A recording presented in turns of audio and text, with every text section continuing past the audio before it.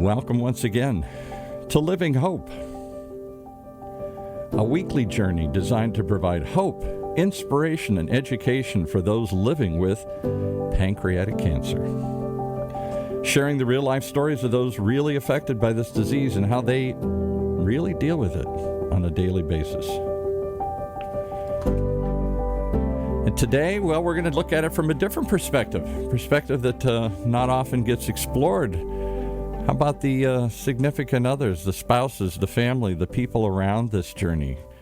Understandably, we're always focused on those affected, but it affects others as well. And to talk about that is our guest today, whose name, he's a mystery man. Sign in soon. No, we'll tell you.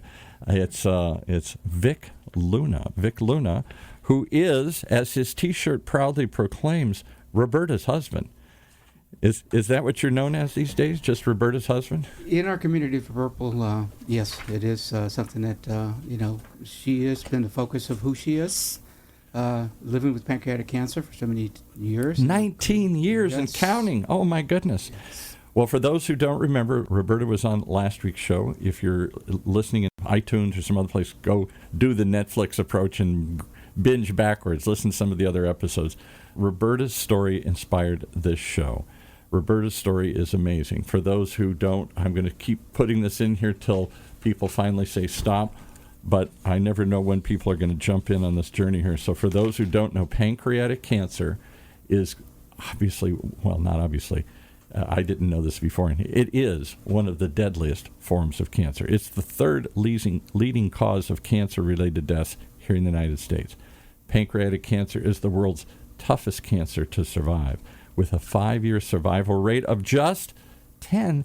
10% of the people who get it live past 5 years. Your wife was one of those privileged few, those rare few, those lucky few, those hard-fought few who lived not just past 5 years, but going on 19 years now. What an amazing story. What does that make you feel? Obviously, you're happy, she beat it, but give me any other emotions that come when I read those statistics here.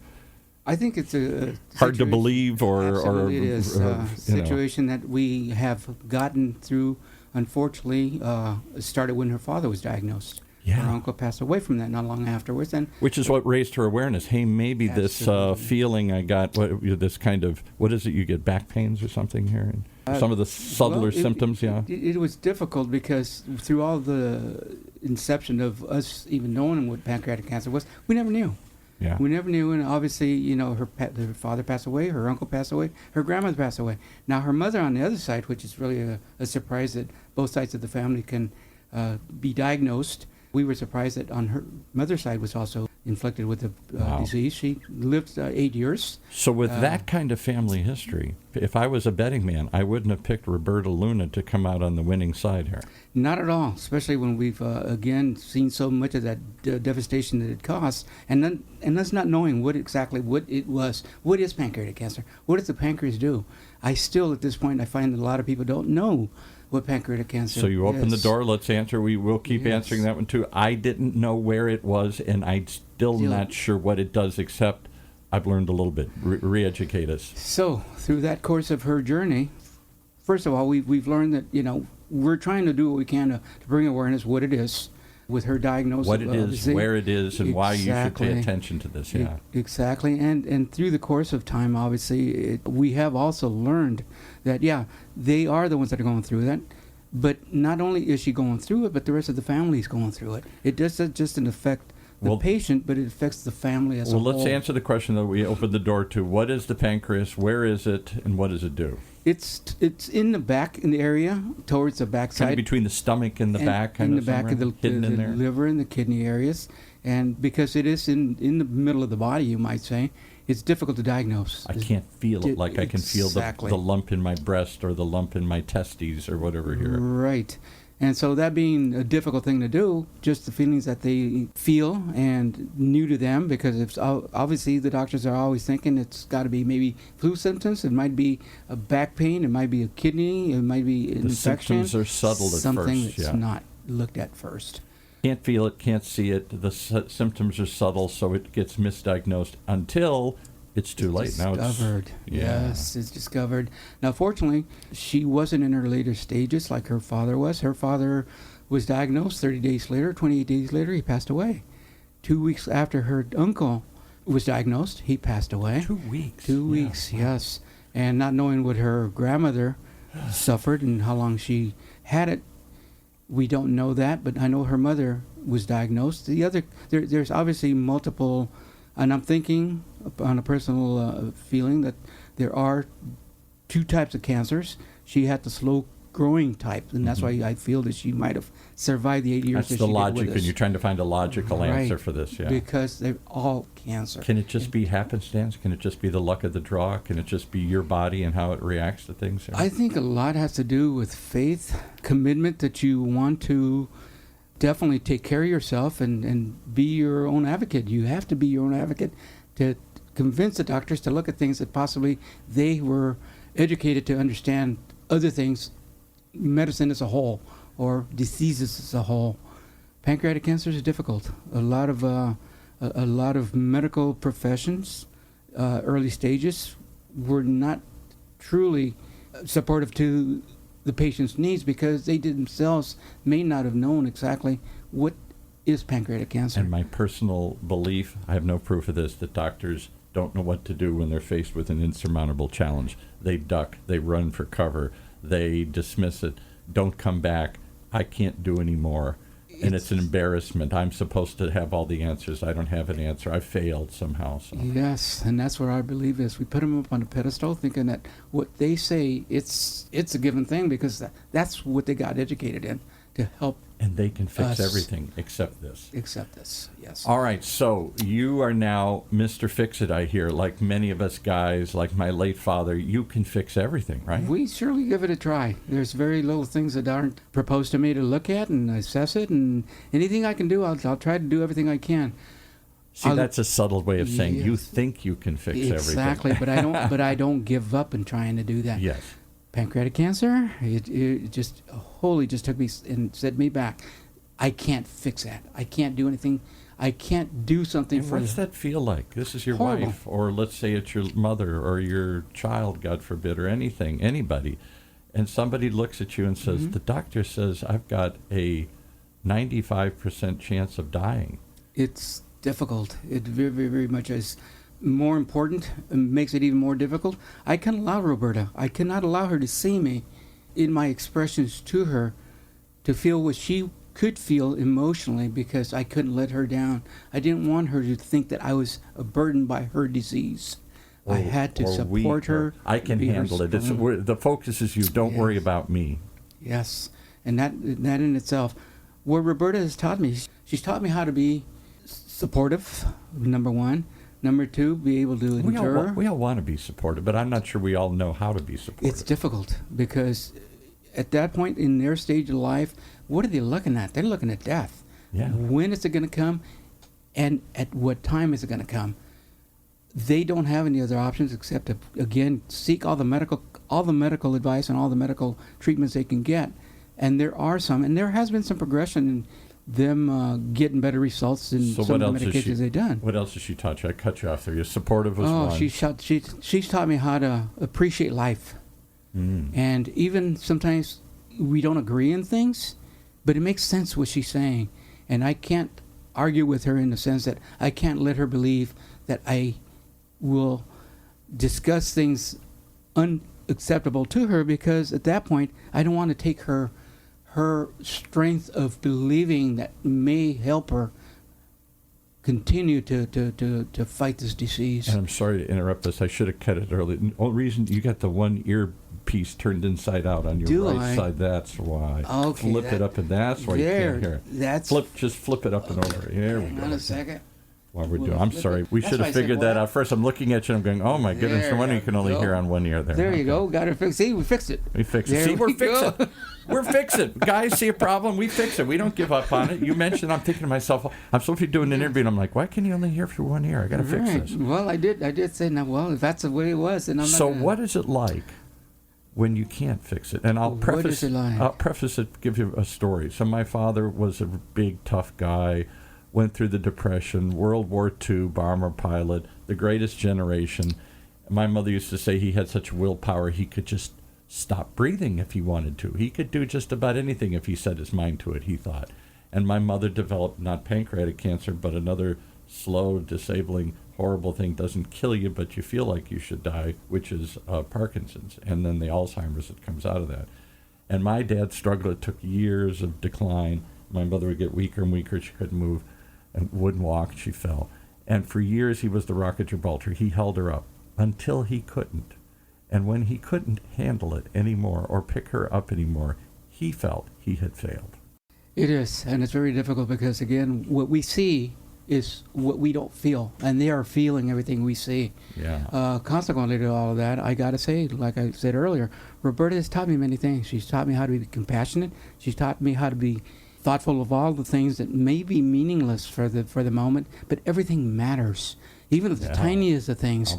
She has enlightened my view of life. So I hate this when people say this, because this is a horrible. But has that been it's a horrible journey. Nobody wish it on their worst enemy. You've made it through. Hooray. But has that been, I guess there's always some silver linings. There's always some things you learn even in the darkest moments here. Absolutely. You know, because every moment that we have, it's given to us. It's a gift. What I do feel in the morning when I do know that I reach over and touch her warm body, I've got it for one more day. I'm going to make that one day last for me a lifetime. Because that's all I have. What a great! If we could all live like that. Even those of us not facing, we all know we're facing it, but we're like little children. We deny it. We don't want to think about it. I want to think about it. I want to talk about it. Whatever. It's not going to happen. And then when we're forced to face it with ourselves or with somebody else, it's a reckoning. It absolutely is. And it has made me strong. Strong in the sense that, yes, it is very emotional, but these emotions out of me, she cannot see. I do not want her to bring down. And like I said earlier, it's a situation that I don't want her to feel and have the guilt feelings that I am not living my life the way that she has become a burden perhaps to me. And that is not one of the things that I will strongly say. So what would you say to men who are suddenly facing this in their wife and their loved one and their spouse, their partner, their somebody here, their parents? Take every moment that you have, because not every moment is a good moment. There are a lot of strong negative moments, uncontrollable moments, but you take one moment and make that moment and eliminate all the other ones if you possibly can, because focus on that it one. Is absolutely, that's what we need to do. But is that in our human nature? I learned a quote when I was in college. I'll show off my little U of M education a little bit here. The great Buddha supposedly said, what do you remember, 10 good things or 1 bad thing? Don't we all focus on the one bad thing, absolutely. The one bad moment? And that's why Roberta has changed my mind and made a believer on me that what she's going through, we're going through it together. Our family's going through it together. Our friends. I thank all my friends and all those that can hear me. They have been very supportive and not asked for anything in return. I appreciate that. What about those who can't handle it, though? And there were many who couldn't handle my mother's situation, including members of her own family, who didn't want to see her, who didn't want to be around, who didn't know what to say, and so said nothing. It's difficult because life is like this, and I will express this in multiple areas. We have seen a lot of friends. We've encountered a lot of new acquaintances. They become friends. We've lost a lot of friends. Yeah. And all because they don't know what to do. Right. And here the thing of being responsive to them, what they can't fix and they can't do, all we can do is just stand by them, be supportive, not become argumentative, not let them know that our emotions are what they are, because that could be negative in their reception of things. They do suffer some guilt because of what we are doing. Talk about guilt. My mother used to claim her mother was the Midwest distributor for guilt. She passed it out freely, and often, I'm a good Irish Catholic, it comes easily and often for us in my world. Guilt. Do you feel guilt? Why her and not me? Why can't I fix this? Why am I not strong enough to handle this? Why? Me? Guilt? No. I will tell you that has strengthened me to want to continue to say there has got to be something that I can do that is not going to be a deficit to her health. And by that, I don't just mean her. I mean all the community in the pancreatic cancer community. It's something that we believe in, the awareness that we express. We at one time thought that maybe the awareness was it's huge. People should be aware of what's out there and what they can get the assistance in right. First place of everybody with any work in any of these areas is let's raise awareness. Let's make people aware of the problem and hopefully catch it sooner, because I'm assuming the sooner you catch it, the greater your chances of survival. Absolutely. Now, that in turn, we've always thought, well, money's important, and really that's not what we're all about. But, coming to learn about all the things and all the new progressions that have developed in this in the scientific world of pancreatic cancer, funds are very, very important. Without the funds, they cannot go into the studies of this. That's true. But that's the guys and us talking again here. Yeah. We got to get money. We got to do research. Yeah. We got to be proactive. We've got to cure this thing. We got to fight it. We got to win. What do you do in a world right now, today, where the odds are you won't win? I don't think that for the moment we won't, but I do see that purposely in the future things are becoming more advanced, and maybe it isn't for my wife. Maybe it isn't for the people today, but perhaps our children, our future human societies. It's a disease that's not going away. I wish much that, as we wish it yes, would. Let's all wave a magic wand right now out there and see if we can make this happen. Absolutely, but we know that it doesn't. And with that being said, whatever we do and everything that we do, Roberta is working 7/24. I mean, in this whole belief. You guys have turned this into a purpose, into a passion, And Roberta said last week when she was on here, I asked her the question that I'm sure many have thought, and she must have thought, or maybe it sounds like she didn't really. That's the typical question: why me? Why was I burdened with this? And then, or the opposite: why do I survive and others don't? And she said, why not me? And I thought, after the end of it, I know exactly why. If there is a divine plan, and I believe there is, I know exactly why she was chosen to do this, because she has turned this into a crusade. She's turned this into a passion, into a purpose, and many might not have. No. Maybe others would have just said, thank you, God, and gone on with their life here. Well, with her, she said before, she was put in this world, and she's still here. She's not done. God's not done with her. And I'm a firm believer that I'm going to be supportive to her needs, to her thoughts. And are you religious people by nature? Absolutely. You said you're Irish Catholic. Yeah. I'm not an Irish, but I'm a Mexican Catholic. Okay? We got something we got together, yeah. But that being said, I think it affects the whole family, and that's why I am here. That's why you're here today. All right, but I'm not complaining. I'm saying thank you, God, for giving me the opportunity to learn that she's taught me how to be strong. I want you to talk to the people out there, the men and women on both sides, or the children or the families who are suddenly, because everybody rushes to be supportive in the beginning. Okay, of course I'm going to help you, Mom. I'm going to help you, Dad. I'm going to help my spouse or my other or whatever. Everybody wants to be supportive. Not everybody knows how to be supportive, and not everybody can sustain that support over time. This is getting tiring. I can't handle it anymore. I need a break. I'm overwhelmed. I know it's your problem, but I can't handle it. And I will tell you, they should take that time, because they need to focus on themselves. I agree. Without themselves, they cannot be strong for somebody else. Without guilt. Go, if you need to break, take a break. Take a break, absolutely. Save a space for yourself, because you need to. Because if you don't have that strength within you, you can't be strong for them. That's exactly it. If you fall apart, what good are you to everybody else here? Exactly. Yeah. Right. And that being said, what you said, what do they do when they can't take that moment? And I would say, don't give 10 substandard moments. Yes. Give one good, solid, respectful rally yourself and moment. give one good moment, Yes. and then go recharge and regroup. Absolutely. All right, so I got to ask you, if you'll go there, walk me through how many years you've been married. How did you meet? What was your walk me through the early phases of your life together? And that question is asked quite often, and in jest, I say we've been married too long. But she was 16. Like all of us. Yeah. She was 15 when I met. 15. 15 when I met her. I married her when she was 18. Unfortunately, actually, I think you guys got married when you were 18 years of age. That doesn't happen anymore. I know it, and I should joke about this, but I do. And you can't imagine the number of times I've asked her for divorce. and her answer to me is, would that make you happy? I said, yes. And she said, I wasn't put on this world to make you happy.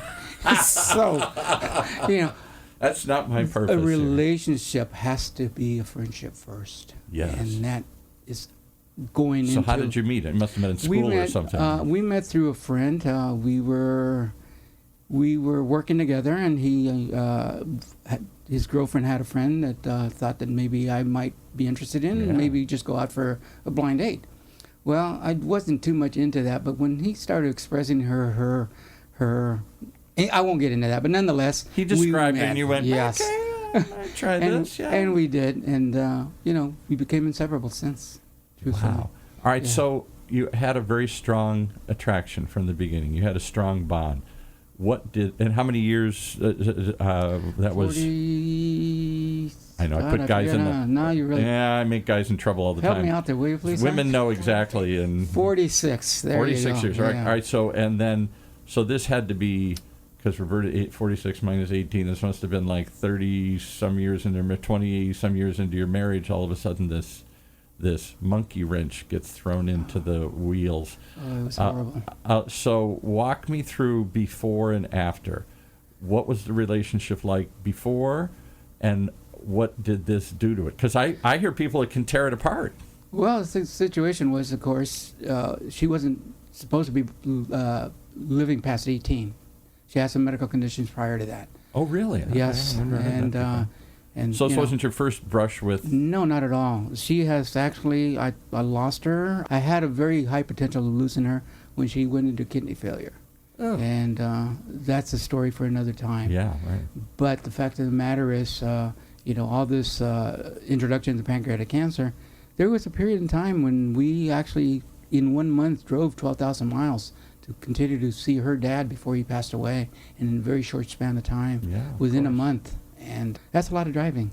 Yeah. But it was very well worth it. You're here in California. Where did you We were in California, and they were living in Roswell, New Mexico. Oh, wow. And with the aliens, the alien spaceships down there. Yes. Isn't that where they suppously see aliens, and the whole town celebrates Roswell, the aliens, and everything? Anyway. But everything in itself, though, I mean, it was really, at that particular time, just a very difficult time to see a person that we knew had weighed 175 pounds, and at the last month that we had the pleasure of having him, he went down to 70 pounds. Yeah, you're talking about this her dad. Disease is horribly. Well, I guess what I'm trying to get at is, walk me through how this affects a relationship. At first, it must rally everybody together. All hands on decks. We're going to fight this together. And then it seems hopeless, or then it seems long and difficult. How does that... Indirectly, I will say again what I said earlier. You have to become friends. You have to be friends, first of all. Second of all, everything that you do for her, you're doing for yourself in preventive results, you might say. Because what you do for her, you will help her become what you can, at least feel better, or do what you can to get her over her symptoms for the moment. That being said, that will relieve you to a point where you're actually getting the good feeling that you're helping her in some way, getting the better moment for her. Well, you say it's made you a better man, and in some ways it's made your marriage a better marriage because you're focusing on each other every moment. You're not just taking each other for granted. Yeah, we'll talk tomorrow. Yeah, I'm listening, honey. Oh, yeah, blah, blah, blah. No, we don't do that. We do have a very committed, I say again, relationship, because I listen to her, and that's one thing that I've also learned from her. It's not an I thing, or you go do your thing. It's a we thing, and we go do things together because we grow together. How would you tell others? I also get that there's no two people are going to handle the same. Some people are going to fall apart. Some people are going to get stronger. Absolutely. Some people are going to rise to the occasion. Some people are going to fall apart.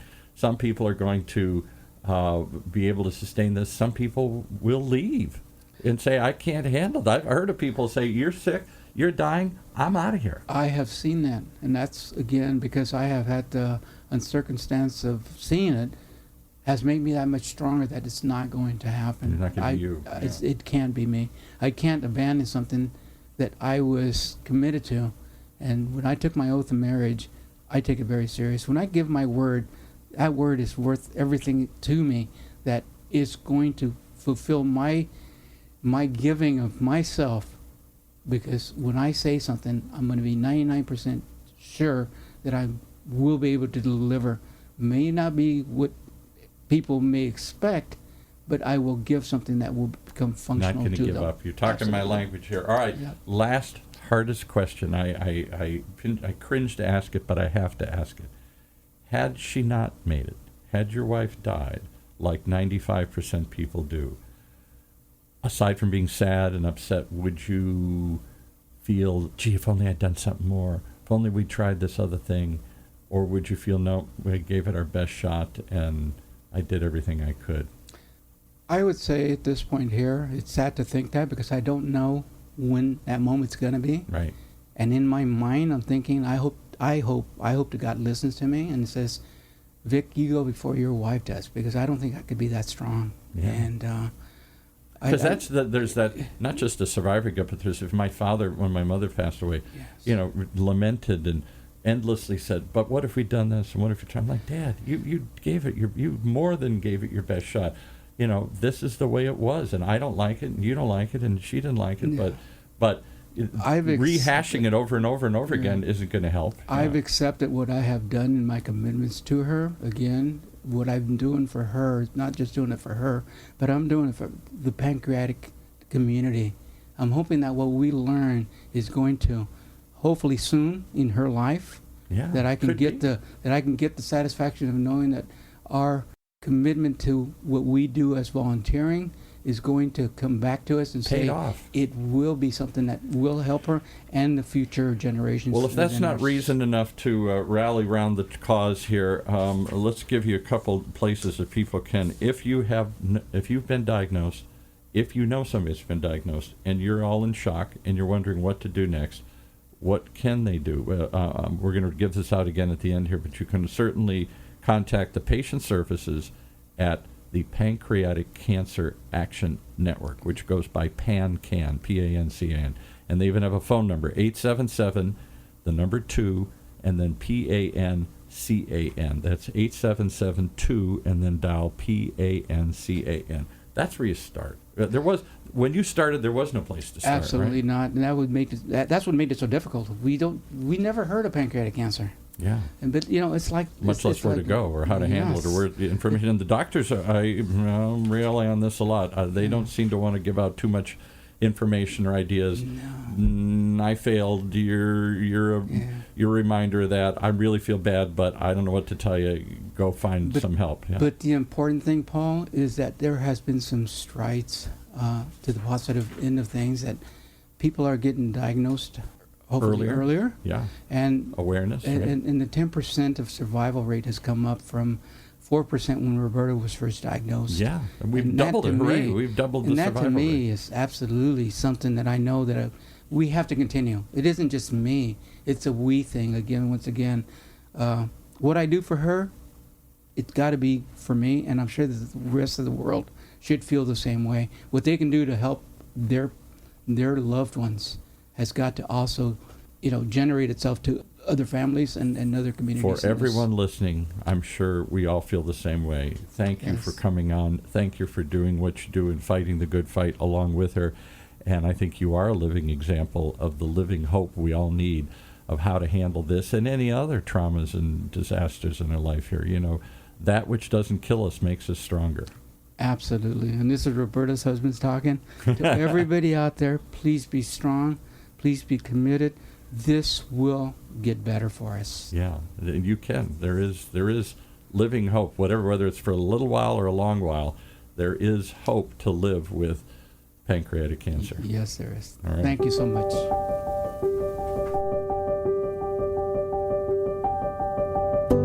Well, we could have talked all day, and hopefully he'll be back again here, because I think this is a powerful message that we're going to hit over and over again. There is living hope.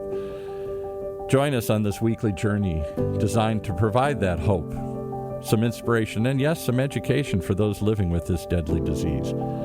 Sharing the real-life stories of those affected and how they deal with it on a daily basis.